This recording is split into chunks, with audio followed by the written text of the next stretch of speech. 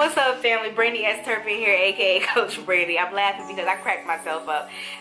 When you're editing videos, there are so many things you guys don't see, so I was just laughing at a moment that I know you guys are not going to see, but it was funny to me. Anyway, so today's Monday Minute. Happy Monday. Today's Monday Minute was about being yourself, being true to who you are, being authentically you. So I want to talk about the 5 W's of being: who, what, where, when, and why. Who, what, where, when, why, and how. That's what we're going to talk about today. So let's just get right into it, and then I'll elaborate at the end if I feel necessary. Who are you supposed to be? Who you're supposed to be is the person that lives on the inside of your soul. Who you are supposed to be is the person that makes you happiest. It's the person that you do not have to try to be. It just is who you are. That's just it. The person that, if you're not being that person, the person that only you can feel and you know about when you're laying in your bed at night or you're in the shower, that person, that is who.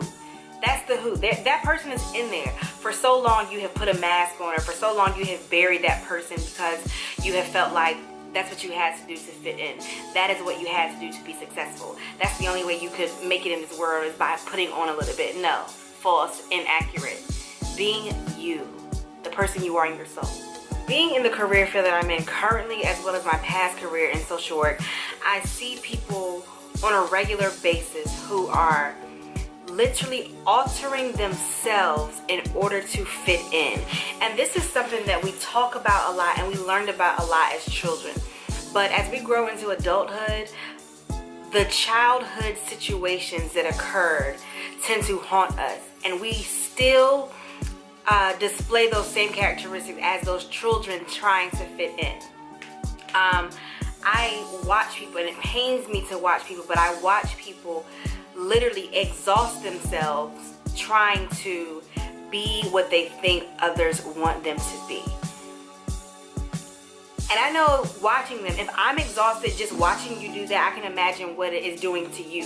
What it is doing to you. It is almost as if people are breaking their bones and breaking their body and their systems down in order to fit into this shell, this box, this cocoon, to make others happy.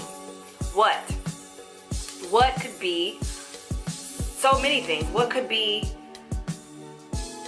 whatever it is that you are? What could be being a concert pianist? What could be a therapist? What could be being a youth advocate? What could be being an actor or an actress? What could be being a manager at a fast food place? What could be owning your own restaurant, owning your own museum, an activist? What could be so many things? But who you are, you first find out who that person is in your soul, and then your what is that thing that drives you, that thing that you get up in the morning because you want to, not because you have to. Where? All the time, wherever you go, I am challenging you to be authentically you. And I'm talking about this because everybody says, oh, I'm real, I'm the realist, I'm me. But, and I'm speaking from experience, I'm me now, I'm free now, man, and it feels so good. And I just want you to be there. But for so long, because of society, I felt like I couldn't be me at all times. And my brother and I had a conversation a couple days ago about the importance of certain things and certain parts of yourself that make you you, certain stamps or staples that just make you who you are. And I'm just sitting here thinking about, you know, being in corporate America, or being at a certain church, or being around a certain social group or whatever, and feeling like I could not be Brandy. So my challenge to you is, wherever you go, your job, your social outings with your friends, on a date, wherever you go, be you.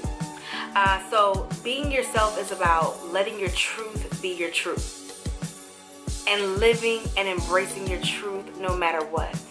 When? All the time.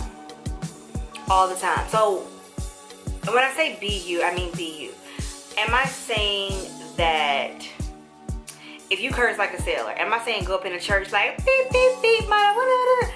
That's not what I'm saying. Y'all know what I'm saying. However, if you go in a church and a curse word slips out, you have a conversation with a friend, dang, my bad, bro. Like, forgive me, Lord. And I'm being so real right now. People feel like because you are just supposed to be so super holy and so not human that if that's a part of who you are that you're trying to change, that it won't slip up, that you cannot slip up at certain times. So be you wherever you go at all times. But the most important thing, none of that matters. The most important thing is the why. All of that goes into the why. Why is it so beneficial to be you? Why am I sitting here talking about being you? Why is that the Monday minute? Why is that motivating you to get through your week? Because if you are not being who you are, who you were created to be, who makes you happy, you are literally in bondage. Literally in bondage. Making the choice to not be who you are causes you to be in bondage, because you are forever trying to remember who this character is that you have created around certain people. Somebody might as well have chains or handcuffs on you, because every day you're having to remember what coat you're going to put on and what situation you're walking into and who you have to be this day, instead of just being true to who you are. How does that help? It's going to help your week be less stressful, because you're just going to be genuine. The reason it's freeing is because being who you are takes no effort. To just be who you are, with people talking about you and people mistreating you and people not liking who you are, but to be that person takes no effort. The effort comes when you try to conform and change yourself. That's when all the effort comes in and you're like, oh Lord, who am I going to be with today? Who am I going to be today? Again, what coat do I have to put on? What hat do I have to put on? What mask do I have to put on? That takes too much effort. That effort results in stress. That stress results in your body being sick and your body breaking down and you being tired and you being lazy. And that results in your life not going the way you want it to go. Everything is linked to something else. So being you and being authentic is linked to your happiness. It's linked to your freedom. It's linked to the next dimension of your life. It really is. So I want you to decide today, and I say this all the time in some of my other videos. I say this often to my clients. I say this in workshops. But my challenge is to be you. I mean, I'm like practically begging. If you are afraid of people talking about you when you decide to be you, guess what, honey? They are talking anyway. They're gonna keep talking. Being you means I don't care, because I am beautiful the way that I am, the way that I was made. I know so many people that struggle and battle with anxiety and depression because they spent over half of their lives being someone else or not being who they were because of so many reasons. You have to make a choice, and you can conform. And by conforming, people will like you. By conforming, you won't have to debate people about your beliefs and values.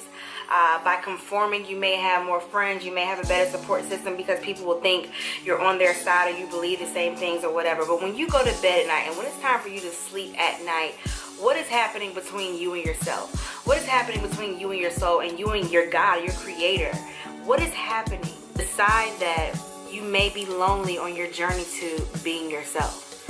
You may be lonely, but you will be able to eventually find a support system, a support group, a makeshift family.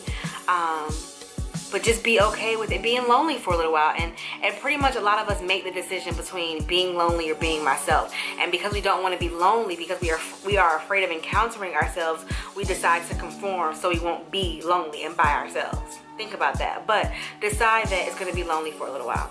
And lastly, get your relationship with God right. Because when you are lonely and you have God there with you, being lonely doesn't matter because He is there. And embracing God is what allows you to embrace who you are, because He created you. He knows who you are. He created you to be just as you are. He created you to be the person that is there, that wants to get out. So embrace and build that relationship with God. That is why it's important. That is how it is important to be who you are. So for real, I'm gone. Have a great Monday. Peace and blessings, Coach B. Thank you guys so much for watching. If this video is a blessing to you, be sure to pass it on to someone else. Thank you so much for watching. Subscribe to this channel. Check out my other videos. And if you are a naturalista, be sure to check out Thick and Curly.